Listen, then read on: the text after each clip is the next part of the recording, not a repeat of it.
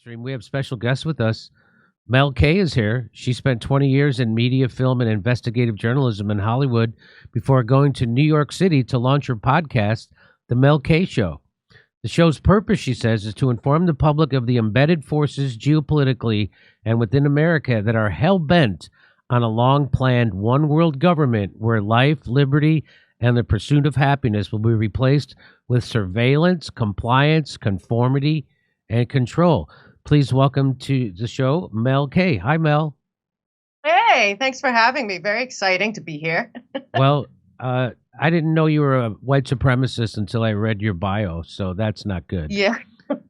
Aren't we all? Aren't we all these days? Yeah, it's amazing. We are in crazy times, and we just got to show up wherever we can and try to tell people that America is equally in danger as the rest of the world right now, and some people just don't see it. Now, how did you?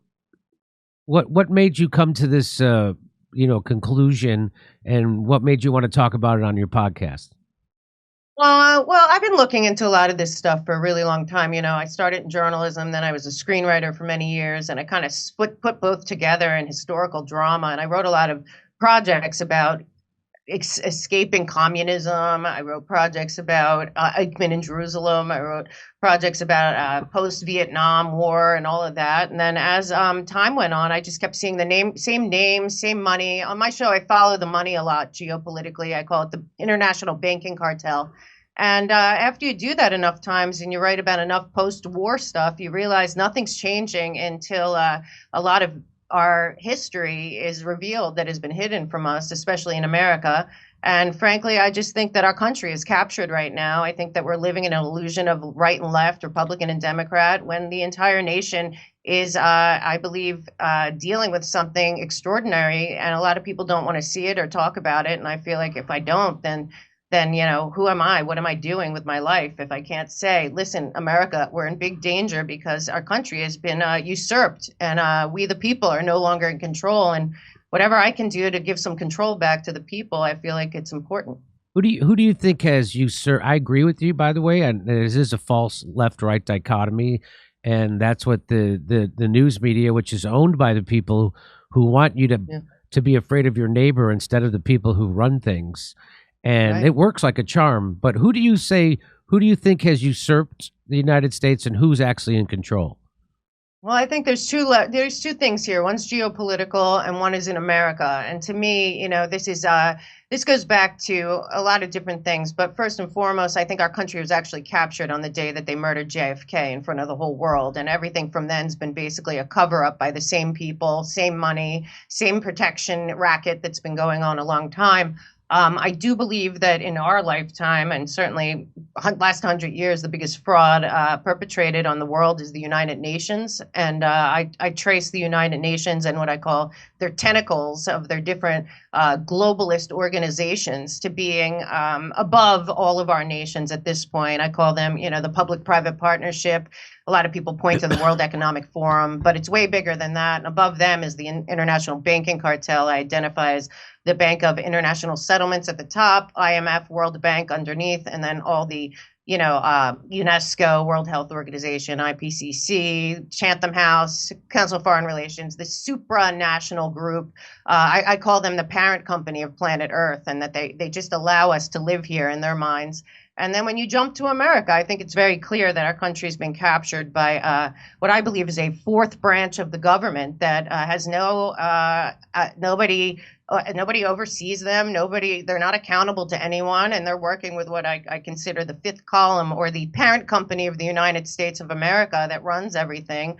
I don't think our politicians on either side have any power at all in America right now, and I think the American people have to realize our intelligence agencies, intelligence community, so to speak, is basically a fourth branch of government right now that's controlling all the rest of them. They're all terrified of them, and they're playing games with us. Even this current thing with Julian Assange, it's the same thing, the same cover-ups, the same people.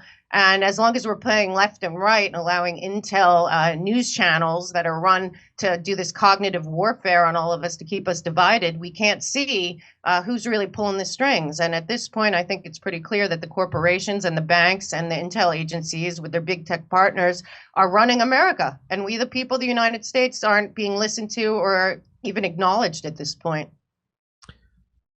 Yes, and to the point that even about 10 years ago, Princeton did a study which they determined what you just said is true. So, but they didn't say it quite that way. They said that the United States is not a democracy, that we live in an oligarchy. And so what you just pointed out is the oligarchs that are actually running the country, which is the banks, the corporations, and the intel agencies that work for the banks and the corporations. The intel agency doesn't work for the president, and they don't work for the Congress. They work for the banks and they work for the corporations. That's the way it's always. It's called the permanent state, right? They would say this when Donald Trump was president. Hey, we were here before you were president. We're going to be here after you're president. We're the ones who really run things. And they would say this out in the open. And so that's called the permanent state. Some people call it the deep state. And people don't want to. People still so easily get caught up in this left-right dichotomy. They get caught up with hating Trump, for instance. Yeah. And they get caught up in thinking that their neighbor is a white supremacist Nazi who want. I have my old roommate. Every time I talk to him, he says, "Jimmy, these right-wingers, they want to institute Sharia law in America." That's what he's afraid of. He's afraid of the religious right. God. I know. I'm like, okay, so go ahead. What would you say, Mel? Well, I mean, that level, but you have to understand, I'm sure you've had people on your show. I know you've had guys from the Gray Zone on and other people. You can go through the NATO cognitive warfare manual on using our brains as weapons against each other. They have perfected the Michael Aquino mind wars to such an extent using the big tech and the social media and whatever else they're using that people have no idea that we're all equally victims of this usurped nation that is totally running a total psyop on all of us at the same time. So we're all, this goes back to even color revolutions. Obviously, they're pulling one on us, but this is the whole NED, CIA, divide and conquer, make us all fight each other, divide us into pieces by class, by everything, so that we can't see them. But I think that they've made a lot of mistakes. Obviously, during the pandemic, they overplayed their hand. People saw a lot of that. How's this happening worldwide at one time? The transfer of wealth. But so much has happened since that if you are still believing that Donald Trump is the problem in America,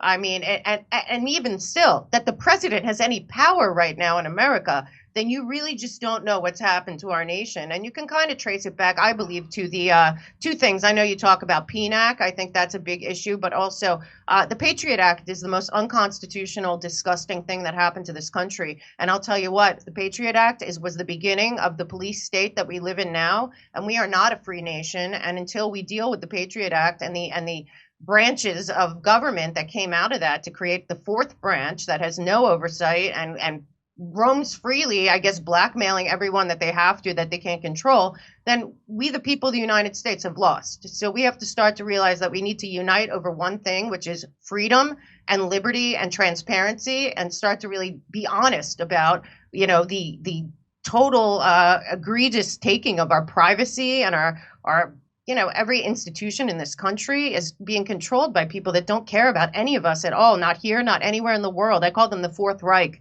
And frankly, I believe that they are. And this one doesn't have any allegiance to any nation, to any people, to any flag, to any religion, to anything. They just want power for power's sake, right out in 1984. And they're very dangerous people.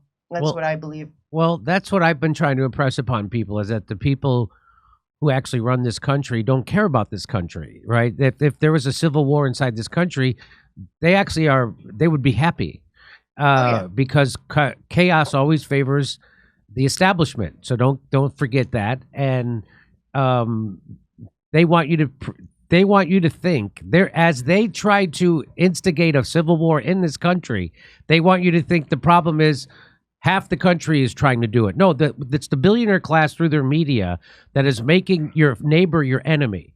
And don't fall for it. That's the message of this show. People who voted for Trump aren't your enemy. People who voted for Trump were crushed under the lockdowns imposed on us by the billionaire class, and they had feeling the same kind of economic pain that you're feeling, and they want you to blame your neighbor for the pain you're feeling because of those lockdowns, because your neighbor wouldn't take a vaccine that, by the way, didn't work the way they said it did in the first place. Hey, come see us live on tour in Los Angeles, Palm Springs, Stockholm, Amsterdam, Rotterdam, Berlin, Copenhagen, Oslo, Stroudsburg, Pennsylvania, Cortland, New York, Oakmont, Pennsylvania, right outside Pittsburgh, El Paso, and San Antonio, Texas. Go to jimmydore.com for a link for all those tickets.